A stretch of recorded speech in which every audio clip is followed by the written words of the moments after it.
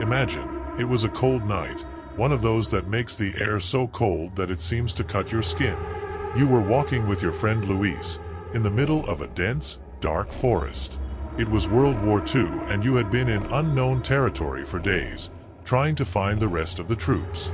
The war had already shown its cruelest face, but that night something was different. It wasn't just the feeling of imminent danger, typical of combat. It was as if the forest was alive, as if it was waiting for something or someone. The silence was almost unbearable. No birds, no animals, nothing. Just the muffled sound of their boots crunching the dry leaves on the ground. Luis, who always had something to say, this time remained silent. He felt it too. The air was heavy, as if something invisible was lurking, following his steps. Suddenly, a scream echoed in the forest, so loud and piercing that it seemed to come from all directions at once. They both stopped instantly, their hearts racing. It wasn't a normal scream. It was something more desperate. They looked at each other, eyes wide with fear, but without saying a word, they knew they needed to investigate. After all, it could be an ally in need of help. You followed the sound intently, trying not to make any noise. The further you walked, the stronger the feeling that something was deeply wrong grew. The vegetation seemed denser, the branches of the trees curved downward, almost forming claws that wanted to grab you. And then you saw it. 2 German soldiers, standing in a small clearing. The first one was on the ground, covered in blood, mutilated in such a way that it made your stomach turn. It wasn't just what war did to people. It was something much worse. Like something had torn him apart from the inside out. His eyes were open but glassy, like he'd seen hell itself before he died. The other soldier was leaning against a tree, alive, but barely able to move. His lips trembled, trying to form words, but all that came out was a desperate whisper. Luis crouched down beside her, trying to understand what she was saying, but the words made no sense. It's here, it's coming, was all he could say before his eyes rolled back in his head and his body went still. You stood up, confused and terrified. What could have done that to them? Suddenly, silence returned, but this time it was as if the forest itself was holding its breath. And then you heard a noise. Something moving through the trees and coming towards you. The branches seemed to snap, like bones breaking. You couldn't see what it was, but the sound, that sound, made your hearts beat faster than ever. You started to walk backwards, trying to get away, when she appeared. A creature, something indescribable, much larger than anything you could imagine. Its skin was black as night, but it wasn't solid. It was as if it was constantly moving, changing shape, like living shadows. Its eyes, or what seemed to be its eyes, glowed with a faint yellow light, like flames about to go out. It made no sound. It simply moved, slithering across the ground like a snake, but with the ferocity of a much larger predator. You were paralyzed, your body refusing to obey. The fear was so intense that it seemed to have frozen your muscles. Luis took a step back, but stumbled and fell to the ground with a thud. The creature turned its head toward him, as if it was waiting for the slightest movement. And in that moment you knew. The war, the soldiers, all of that was nothing compared to the terror before you now. On impulse, you grabbed Luis by the arm and ran. There was no other thought on his mind than to flee. The branches cut into his skin, the rocks made his feet hurt, but none of that mattered. All that mattered was getting away from that thing as fast as possible. And as you ran, you could hear the sound of it following you, like a shadow that never leaves. Finally, after what seemed like an eternity, you found an old, abandoned cabin. Without a second thought, you threw yourself inside, closing the door behind you. Silence returned, but fear was still there, throbbing in the air. Luis was panting, sweating, and you could feel your own heart trying to escape from your chest. The creature didn't appear again that night, but you knew it was still there, lurking, waiting. The war seemed far away now, irrelevant. There was something far more dangerous in those woods, something none of you would ever understand. And so you spent the night, sitting in silence, staring at the door, waiting for what would come next. Whatever it was, you knew you would never be the same again. I hope you liked the story, because the second story is even more chilling. Just don't forget to see if you're already subscribed to the channel so you don't miss any terrifying stories. It was a quiet afternoon, one of those where time seems to pass slowly, as if the day itself was too lazy to end. The sky, painted in shades of orange and violet, looked like a work of art. You and your fiancé were at home enjoying the moment together. The smell of popcorn filled the room and a movie was playing on the TV, though you were barely paying attention. It was one of those perfect moments where nothing seemed like it could go wrong. Outside, the wind gently swayed the trees and the sound of the outside world was distant.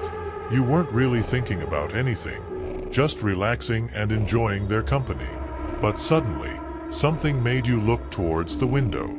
A subtle movement in the corner of your eye. At first, you thought it was just a leaf blowing in the wind or an animal passing through your garden. But then you saw something that made your stomach turn.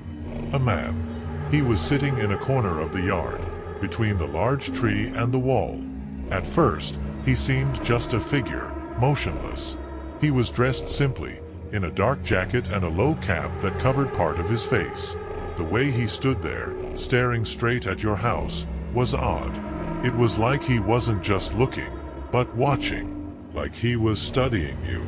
Your first instinct was to ignore him. Must be a neighbor, you thought. Maybe he was waiting for someone, or maybe just resting for a moment. But then something bothered you. His gaze. Even from afar, you felt like there was something deeply unsettling about that gaze.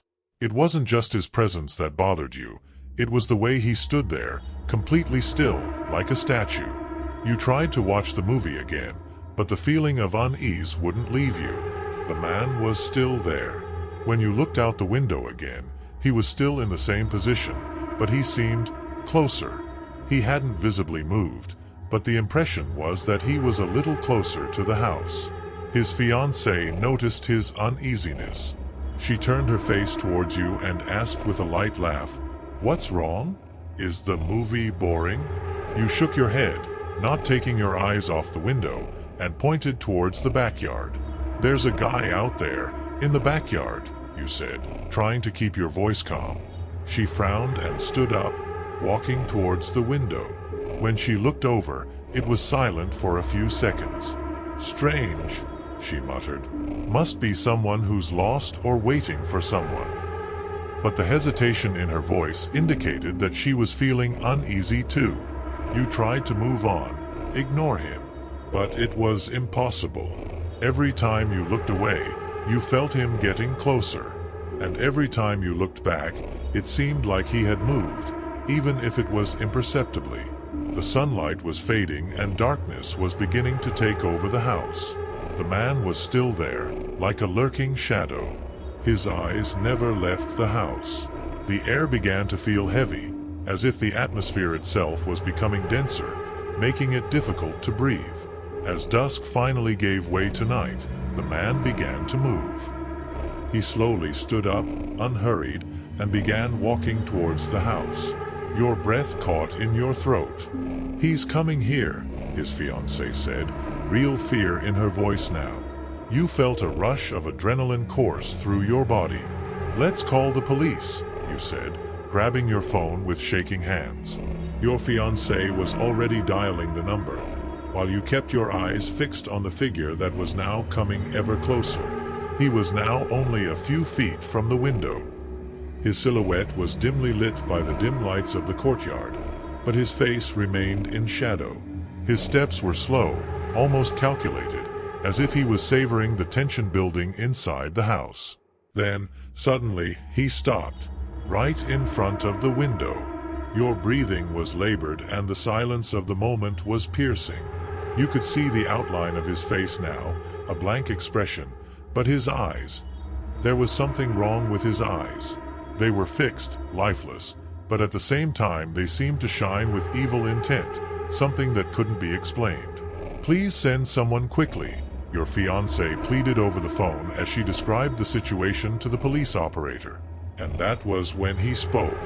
The voice was low, almost like a whisper, but you could hear it clearly. "Let me in." The simple phrase was enough to make your blood run cold. He wasn't asking. It was like he knew he was going to get in somehow, whether you wanted him to or not. You retreated to the back of the room, not knowing what to do. You locked doors and windows, but nothing seemed safe enough.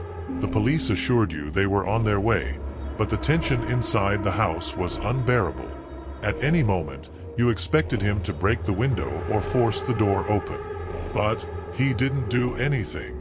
He just stood there, watching. Time seemed to pass slowly. You didn't take your eyes off him, as if with the slightest carelessness he could get in. The wait was endless, and the fear increased by the second. When the sirens finally broke the silence of the night, you ran to the door. But when you looked out the window again, he wasn't there anymore. The yard was empty, as if he had never been there. There were no footprints or signs that anyone had been watching the house. Police officers searched the neighborhood, but, as expected, found no one. It was probably some homeless guy, they said, trying to reassure you. But something in the back of your mind told you it wasn't that simple. The next day, fear still hung in the air.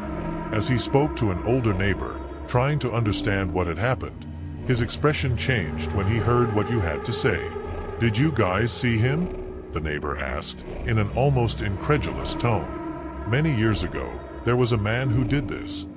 He would appear out of nowhere, watch houses, and disappear before they could catch him. They said he was after something or someone. No one knows what he wanted." And as you looked around the empty yard once more, you realized that whatever that man wanted, he was still out there, watching, waiting for the right time to come back. I hope you liked the story, because the third story is even more chilling. Just don't forget to see if you're already subscribed to the channel so you don't miss any terrifying stories. I hope you liked the story. It was once a small town called Vila dos Sonhos, where everything seemed perfect. The houses were colorful, the children jumped happily on the streets, and the vizinhos were filled with smiles. But, in a night, something strange began to happen. The story begins with a girl named Lucia. She has brown hair and bright eyes, always curious and full of energy. One day, while she was exploring the basement of her house, she found an old box covered with poetry. Inside the box, there was an old diary, with yellowed pages and a bin that seemed to have never been used. Lucia, intrigued, decided to read. "As words do not speak every day of a shadow that has hung over my life for many years. This shadow feeds on half of the people and makes their worst sorrows become real." Lucia realized that it was just a story, and decided that she would not leave it here to be scared. But that same night, when Lucia was getting ready to sleep, she felt a cold breeze pass through her room. As lights caught me and, for an instant, I saw a shadowy figure standing, not singing. The figure seemed to have no shape, but it had eyes that shone like stars in the night. Lucia, scared, looked out of her eyes and lay under the covers. The next morning, everything seemed normal, but Lucia couldn't stop thinking about the shadow. At school, her friends noticed that she was quieter. Pedro, her best friend, asked, "Lucia, are you cool? Are you so strange lately?" Lucia decided to tell Pedro about her diary and shadow. To her surprise, he didn't look crazy. Pedro revealed that he too has felt strange things. "Sometimes, I heard whispers coming from the forest behind the school." You decide to investigate. After school, Lucia and Pedro find themselves in the forest. The trees were so tall that they seemed to touch the sky. As I walked, I heard a noise coming from behind a bush. With a bit of media, he approached and found a brown cat who seemed lost. The cat has a wise and mysterious scent, and Lucia felt that he could help them. "Oi, your cat. Do you know anything about the shadow that astonishes our village?" Lucia asked, with a tremulous voice. To her surprise, the cat started to falter. Sim, you say, a shadow feeds on the meadow. The more meadow you feel, the stronger it will be. Pedro ficou scared. But how can we defeat her? The cat explained, you need to confront your enemies and not let the shadow control your voices. Only then she will lose power. Grab Lucia and Pedro will forget and decide that we are ready to face the shadow. Naquila night, armed with lanterns and courage, outside the center of the village. The lights of the houses were off, and a dense snow covered everything. Lucia felt your heart accelerate. We can't be afraid, Pedro whispered, trying to get angry. When I walked to the street, the shadow appeared, stronger than ever. She seemed to twist and stretch, as if she were alive. Lucia read the newspaper and, with the canita she found, began to write out loud, "We don't have anything to say about you." In shadow hesitu. Lucia and Pedro will continue to shout their truths. We are brave. We are friends. We love each other. And few years, the shadow began to encoal her. His words were like light, illuminating or dark. No moment when the shadow was ready to disappear, Lucia had an idea. She learned something important. Let's show that we can support each other for another few years. Come Isso, they will meet their friends from school and invite you to join them. Logo, more children of the village will appear, and all together we will begin to shout, "We are strong! We are together!" And with each scream, a smaller and smaller shadow appeared, until, finally, it disappeared completely. Vila dos Sonhos became happy and illuminated. Lucia and Pedro became heroes, and the shadow story became a story about courage and friendship. As children, we will learn that facing the challenges is not easy, but together, we can overcome any challenge.